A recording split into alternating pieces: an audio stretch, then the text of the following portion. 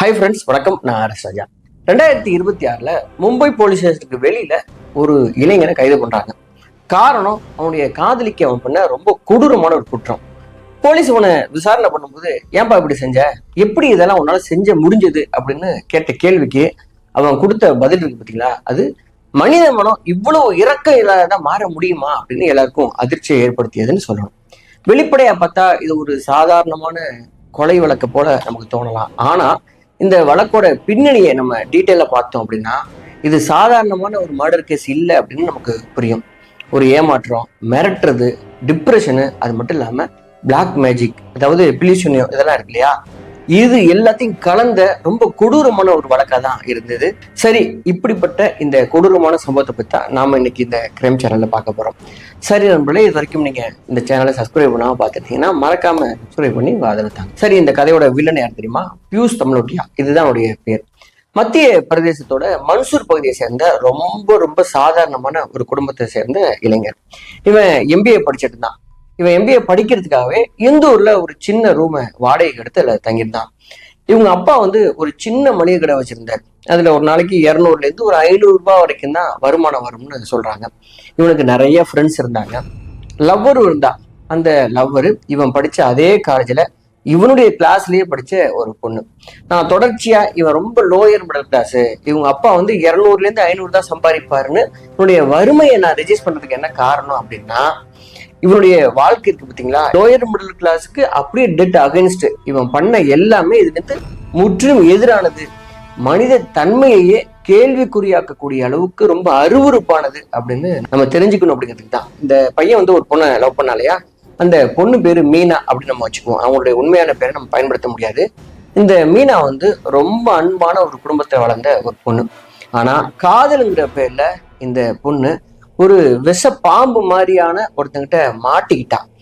தன்னை அவன் ரொம்ப உண்மையா லவ் பண்றான் அப்படின்னு நம்பின அந்த காதலனே ஒரு நாள் தன்னுடைய உயிரை எடுக்க போறான் அப்படிங்கிறத அந்த பொண்ணு கண்டிப்பா தெரிஞ்சுக்கிறதுக்கு வாய்ப்பே இல்லை. மீனாவை அவங்க குடும்பத்தினர் கடைசியா பார்த்த நாள், அந்த நாள் காலையில இவங்களுடைய பர்த் சர்டிபிகேட்ல ஒரு சின்ன மிஸ்டேக் இருக்கு அப்படின்னு சொல்லிட்டு கலெக்டர் ஆபீஸுக்கு கொண்டு போயிட்டு இந்த பொண்ணை விட்டுட்டு அவங்க அப்பா வேலைக்கு போயிடுறாரு. போகும்போது அவங்க அப்பா என்ன சொல்றாருன்னா, அந்த வேலையெல்லாம் முடிச்சுட்டு நீ ஆட்டோ பிடிச்சிட்டு வீட்டுக்கு போயிருமா அப்படின்னு சொல்லிட்டு தான் அவங்க அப்பா போனாரு. நம்ம பொண்ணை இதுக்கப்புறம் பார்க்க மாட்டோம் அப்படின்னு அந்த அப்பாவுக்கு தெரிஞ்சிருந்தா அந்த இடத்துல விட்டுட்டு போயிருக்க மாட்டாரு. அன்னைக்கு சாயங்காலம் மீனா அவங்க அக்காவுக்கு ஃபோன் பண்றாங்க. ஒரு ஃப்ரெண்டுக்கு பர்த்டே பார்ட்டி இருக்கா, அதனால என்னுடைய ஃப்ரெண்டு பியூஷ் கூட சேர்ந்து போறேன், நைட்டு வர்றதுக்கு ஒரு 11 மணி ஆகலாம், இருந்தாலும் நீங்க யாரும் பயப்படாதீங்க, நான் வந்துடுறேன் அப்படின்னு சொல்லிட்டு அவங்க போறாங்க. ஆனா உண்மையில அவங்க போனது ஒரு பர்த்டே பார்ட்டிக்கு இல்லை. அது அவங்களை ஏமாத்துறதுக்காக சொன்ன சாதாரண காரணம். இந்த காலத்துல இந்த மாதிரி ஸ்டூடெண்ட்ஸ்க்கு சொல்லிட்டு போறதுக்கு நிறைய காரணம் இருக்கும். எக்ஸ்ட்ரா ஸ்டடி செஷன் இருக்குது, நாங்க குரூப்பா சேர்ந்து குரூப் ஸ்டடி பண்ண போறோம், ப்ராஜெக்ட் வேலை அப்படின்னு பல காரணத்தை சொல்லி தான் அந்த காலத்துல லவ்வர்ஸ் எல்லாம் பல மணி நேரம் வெளில போனாங்க. ஆனா இப்போ அந்த மாதிரி எல்லாம் சொல்ல முடியாது. இந்த சூழல்ல தான் மீனா கண்டுபிடிச்ச ஒரு காரணம் தான் இந்த மாதிரி ஒரு பார்ட்டிக்கு போறேன் அப்படின்னு சொல்லிட்டு. சரி, அப்படி சொல்லிட்டு போன இந்த மீனாவுக்கும் பியூஸுக்கும் அந்த நாள் ரொம்ப சாதாரணமான ஒரு நாளை தான் தொடங்குச்சு. ஆனா அன்னைக்கு நைட்டு போக போக விஷயம் ரொம்ப சீரியஸா மாறினுச்சு. ஏன்னா 11 மணிக்கு வர்றேன் அப்படின்னு சொன்ன பொண்ணு வீட்டுக்கு வரல அப்படிங்கிறதுனால அவங்க வீட்டுல மெல்லமா பயப்பட ஆரம்பிச்சாங்க. இந்த பொண்ணுக்கு ஃபோன் பண்ணி பார்த்தாங்க, ஆனா அவங்க போனை அட்டன் பண்ணவே இல்லை. சரி, ஒருவேளை பார்ட்டி டிஸ்டர்ப் ஆக வேணாம் அப்படின்னு சொல்லிட்டு சைலண்ட் எதுவும் போட்டுருப்பாளோ பொண்ணு அப்படின்னு சொல்லிட்டு அதை கேஷுவலா எடுத்துட்டு, ஆனா அதுக்கப்புறம் நேரம் ஆக ஆக அவங்க வீட்டுல இருக்கிறவங்க எல்லாம் பயங்கரமா பயப்பட ஆரம்பிச்சாங்க. அவங்களுடைய பதட்டம் அதிகரிக்க ஆரம்பிச்சது. இந்த மீனாவுடைய ஃப்ரெண்ட்ஸ் எல்லாருக்கும் ஃபோன் பண்ணி மீனா எங்க இருக்கா, எங்க போயிருப்பா அப்படின்னு சொல்லிட்டு விசாரிக்க ஆரம்பிச்சாங்க. ஆனா அப்படி ஃபோன் பண்ண எல்லா இடத்துலயுமே மீனா எங்க போனாங்கன்னு தெரியல, என்ன பார்ட்டி எங்களுக்குலாம் தெரியலையே, என்ன ஃப்ரெண்டு அது, எந்த ஃப்ரெண்டு அது அப்படின்னு சொல்லி எல்லாருமே மறுபடியும் இவங்க தான் கேள்வி கேட்டாங்க. அதனால இவங்க வீட்டுக்கு இன்னும் அதிகமான பயம். அதுக்கப்புறம் இந்த மீனா பியூஸ் கூட சேர்ந்து போறேன்னு சொன்னா இல்லையா, அதனால பியூஸுக்கு அவங்க கான்டாக்ட் பண்றாங்க. ஆனா பியூஸோட போனும் சுவிட்ச் ஆஃப் பண்ணப்பட்டிருந்துச்சு. அவனையும் எங்கேயும் கண்டுபிடிக்க முடியவே இல்லை. அதனால அடுத்த நாள் காலையில பதட்டத்துல இருந்த மீனாவுடைய ஃபேமிலி பாண்டரிநாத் போலீஸ் ஸ்டேஷனுக்கு போயிட்டு ஒரு மிஸ்ஸிங் கம்ப்ளைண்ட்டை கொடுக்குறாங்க. போலீசார் உடனடியா மீனா மற்றும் பியூஸை தேடுற பணியில இறங்கினாங்க. ஆனா இந்த 2 பேரை பத்தியும் எந்த தகவலும் கிடைக்கவே இல்லை. இந்தூரோட தகாபுரி பகுதியில இருந்த பியூஸோட ரூம் இருந்துச்சு இல்லையா, அது லாக்லயே இருந்துச்சு. பக்கத்து வீட்டுக்காரங்க எல்லாம் விசாரிக்கும் பொழுது 2 நாளா இந்த பையன் இங்க வரவே இல்லை, நாங்க அவனை பார்க்கவே இல்லையே அப்படின்னு பதில் சொல்றாங்க. பிப்ரவரி 13 இந்த பியூஸோட ரூமுக்கு பக்கத்துல இருந்தவங்களுக்கு அவங்க வீட்டுல இருக்க முடியாத அளவுக்கு கடுமையான துர்நாற்றம் வர ஆரம்பிச்சது. இந்த துர்நாற்றம் எங்கிருந்து வருது அப்படின்னு அவங்க பார்த்தாங்கன்னா அது நேரா பியூஸோட பூட்டப்பட்ட அந்த ரூம்ல என்ன வருது அப்படிங்கிறது அவங்க எல்லாருக்குமே தெரிய வந்துச்சு. உடனடியா போலீஸாருக்கு தகவலை தெரிவிச்சாங்க. போலீஸ் இந்த பியூஸோட ரூமோட பூட்டை உடைச்சு உள்ள போகும்போது அவங்க பார்த்த காட்சி இருக்கு இல்லையா, அது அனைவரையும் அதிர்ச்சியில அப்படியே மயக்கமோட வச்சதுன்னு சொல்லணும். அந்த ரூமுக்குள்ள நிர்வாணமா அழுகிய நிலையிலையும் ஒரு பொண்ணோட உடல் கிடந்தது. அந்த உடல் ரொம்ப மோசமான நிலையில செதஞ்சு போயிருந்துச்சு. உடனடியா இது யாருடைய பாடி அப்படின்னு கண்டுபிடிக்கிறதே போலீஸ்க்கு பயங்கரமான சிரமமா இருந்துச்சு. அந்த பொண்ணு இறக்கும் பொழுது கட்டி போடப்பட்டிருக்காங்க. மார்பு பகுதியில மிகப்பெரிய கத்தி குத்து காயமும் இருந்துச்சு. இந்த காட்சியை பார்த்த போலீஸாருக்கே அதிர்ச்சினா பாத்துங்க. அதுக்கப்புறம் மீனாவுடைய குடும்பத்துக்கு சொல்றாங்க தகவலை. அவங்க அழைச்சிட்டு வர்றாங்க. தன்னுடைய மகனுடைய உடலை இந்த நிலையில பார்த்த மீனாவுடைய அப்பா உடைஞ்சு போறாரு. இது என்னுடைய பொண்ணு தான் அப்படின்னு அடையாளம் காட்டிய போது அங்கிருந்த எல்லாரும் கதறி அழ வச்சதுன்னு சொல்றாங்க. ஒரு அப்பா தன்னுடைய உயிரை போல நேசிச்ச ஒரு மகள் இந்த மாதிரி ஒரு கொடூரமான நிலையில பார்க்க வேண்டிய சூழ்நிலை வாழ்க்கையில எந்த அப்பாவுக்குமே வரக்கூடாத ஒரு கொடுமையான துயரம் தான் சொல்லணும். மீனா இறந்து போயிட்டாங்க அப்படிங்கிறது உறுதியானதும் போலீசார் என்ன பண்றாங்கன்னா உடனடியா பியூஸை பிடிக்கிறதுக்காக பெரிய அளவிலான வேட்டையை தொடங்குறாங்க. விசாரணையில இவன் மகாராஷ்டிராவுக்கு தப்பிச்சு போயிருக்கலாம் அப்படிங்கிறது தெரிய வந்துச்சு. அங்க போனதுக்கு அப்புறம் இவன் பல ஹோட்டல்களை தங்கி இருந்திருக்கிறான் அப்படிங்கிறதுக்கான எவிடன்ஸ் எல்லாம் போலீஸ்க்கு கிடைக்க ஆரம்பிச்சது. இதுதான் இவனை கண்டுபிடிக்கிறதுக்கு போலீஸ்க்கு பெரிய அளவுல உதவி பண்ணிருக்கு.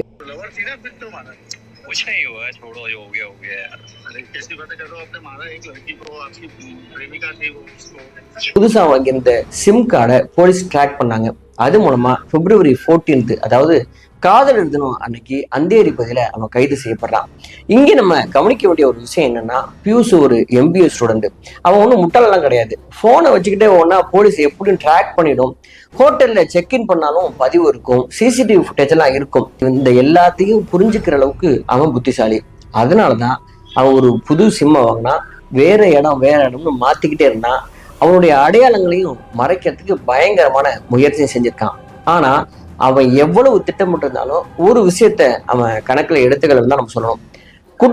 குற்றம் செய்யறவங்க எப்போதுமே ஏதாவது ஒரு தடயத்தை விட்டுட்டு போவாங்க. பியூஸை கைது பண்ணதுக்கு அப்புறம் போலீஸ்ட அவன் ஒரே மாதிரி பதில சொல்லவே கிடையாது. ஒவ்வொரு முறை விசாரணை பண்ணும் போதும் வேற கதையை அவன் சொல்லிக்கிட்டே இருப்பான். உண்மையில இதான் நடந்துச்சு, உண்மையில அதுதான் நடந்துச்சு, இல்ல அப்போ எனக்கு நல்ல மனநிலை கிடையாது அப்படின்னு பயங்கரமா கதை விட ஆரம்பிச்சிருக்கான். அதாவது எனக்கு பைத்தியம், நான் சரியான மனநிலையில இல்லை அப்படின்னு போலீஸுக்கு ப்ரூவ் பண்ற மாதிரி பல விஷயங்கள் அவன் பண்ணிட்டே இருந்திருக்கான். ஆனா போலீஸ் அவனை விடவே இல்லை. கடுமையான விசாரணைக்கு பிறகு சம்பவத்தோட பின்னணி இதுதான் அப்படின்னு அவன் சொல்ல ஆரம்பிச்சான். அப்பதான் போலீஸுக்கு பல விஷயம் வெளியில வர ஆரம்பிச்சது. போலீஸ் விசாரிச்சதுக்கு அப்புறம் மீடியா கிட்ட என்னெல்லாம் சொல்லியிருக்காங்க அப்படின்னா, இந்த பியூஸ் மீனாவை கல்யாணம் பண்ண விரும்பியிருக்கான். ஆனா மீனாவுடைய குடும்பம் இந்த ரிலேஷன்ஷிப்புக்கு சம்மதிக்கல அப்படின்னு சொல்றாங்க. அதனால இந்த பியூஸ் கடுமையான மன அழுத்தத்திலையும் கோபத்திலையும் இருந்திருக்கான். அதுக்கப்புறம் இவங்களுடைய இந்த ரிலேஷன்ஷிப் இருக்கு இல்லையா, அது பயங்கரமான ஹார்டா மாதிரி இருக்கு. பியூஸ் என்ன பண்ணிருக்குன்னா, இவங்களுக்குள்ள இருந்த இந்த பிரைவேட் போட்டோஸ், பிரைவேட் வீடியோஸ் எல்லாம் இருக்கு இல்லையா, இதெல்லாம் நான் வெளியில விட்டுருவேன் அப்படின்னு பயங்கரமா மிரட்ட ஆரம்பிச்சிருக்கான் மீனாவை. அதாவது பிளாக்மெயில் பண்ண ஆரம்பிச்சிருக்கான். இது எல்லாமே போலீஸ்ட அவன் சொல்லியிருக்கான். காதலுங்கிற பேர்ல ஆரம்பிச்ச இந்த உறவு மெல்லமா ரொம்ப டாக்ஸிக்கா மாறி இருக்குது. உண்மையில பார்த்தா இந்த உறவுக்குள்ள மீனா ஒரு காதலியா இல்லாம வெளியில வர முடியாத ஒரு கைதியாவே இருந்திருக்காங்க. இந்த வழக்குல கவனிக்க வேண்டிய இன்னொரு முக்கியமான விஷயம், மீனாவுடைய அப்பாவுக்கு இந்த காதல் பத்தி தகவல் தெரிஞ்சிருக்கு. அவரு மீனா கிட்ட பேசியிருக்காரு. நீங்க 2 பேரும் முதல்ல படிப்புல கவனம் செலுத்துங்க அப்படின்னு சொல்லிட்டு அட்வைஸும் பண்ணியிருக்காரு.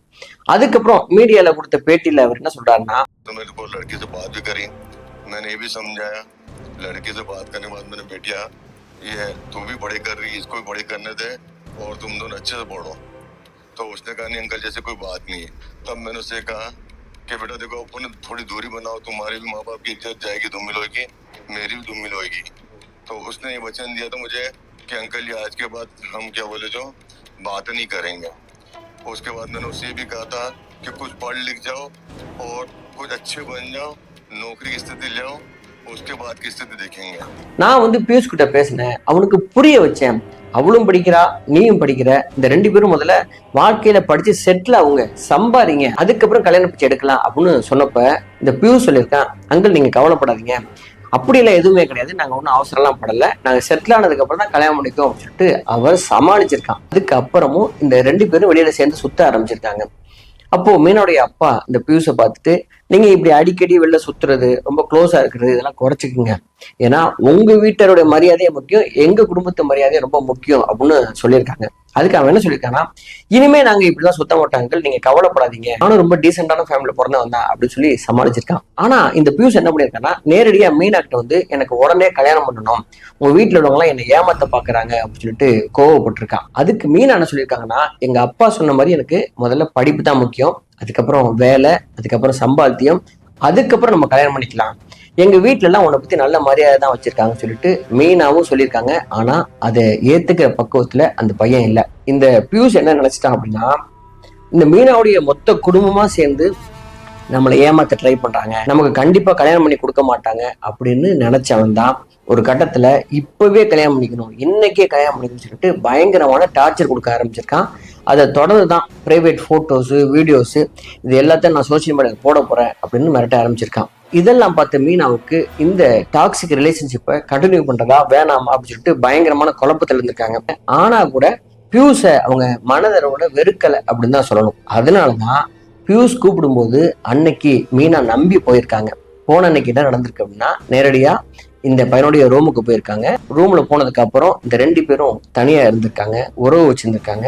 அது முடிஞ்சதுக்கு அப்புறம் மறுபடி இவன் பழைய பஞ்சாங்கத்தை ஆரம்பிச்சிருக்கான். அதாவது நம்ம உடனடியாக கல்யாணம் பண்ணிக்கணும், அதுவும் இப்பவே பண்ணிக்கணும், உங்க வீட்டுல எல்லாரும் என்னை ஏமாத்தலாம் ட்ரை பண்றாங்க, நீயும் சரியான மோசடி போயிருவிடி, என்னை கழட்டி விடலான்னு பாக்குற அப்படின்னு சொல்லிட்டு அந்த பழைய பேச்சை எடுத்திருக்கான். இந்த பொண்ணுக்கு இது தாங்க முடியாம கல்யாண பேச்சு எடுக்கிறதா நான் உடனே கிளம்புறேன் அப்படின்னு அங்கேருந்து கிளம்ப ட்ரை பண்ணியிருக்காங்க. அப்பதான் தயாரா இவன் கத்தியை வாங்கி வச்சிருந்தவன் இந்த பெரிய கத்தி எடுத்து மீனாவுடைய மார்பு பகுதியில குத்தி இருக்கான். இப்படி குத்தப்பட்டு மீனா கீழே விழுந்து ரத்தம்லாம் வழிஞ்சிட்டு இருக்கும்போது பிளாக் மேஜிக் பண்றதுக்கு உண்டான பொருட்கள்லாம் அந்த வீட்டுல அவன் மறைச்சு வச்சிருந்திருக்கான். அந்த பொருளெல்லாம் எடுத்து வச்சு என்னமோ பண்ணியிருக்கான்.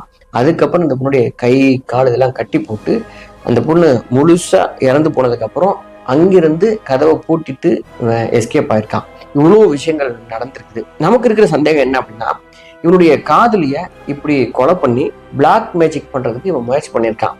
அங்க ஏதோ பண்ணியிருக்கான்னா இவன் என்ன நினைச்சு அதை பண்ணான், இவனுடைய இன்டென்ஷன் என்ன அப்படின்னு போலீஸ் விசாரணையில போயிட்டு இருக்குது. இந்த நபரை கைது பண்ணியிருக்காங்க, இவன் ஜெயில இருக்கான். இவனுக்கு என்ன தண்டனை கொடுத்தா சரியா இருக்கும்னு நினைக்கிறீங்க? இந்த கேஸை பத்தியான உங்க கருத்துக்களை மறக்காம பதிவு பண்ணுங்க. நான் உங்கள் RS ராஜா. நன்றி, வணக்கம்.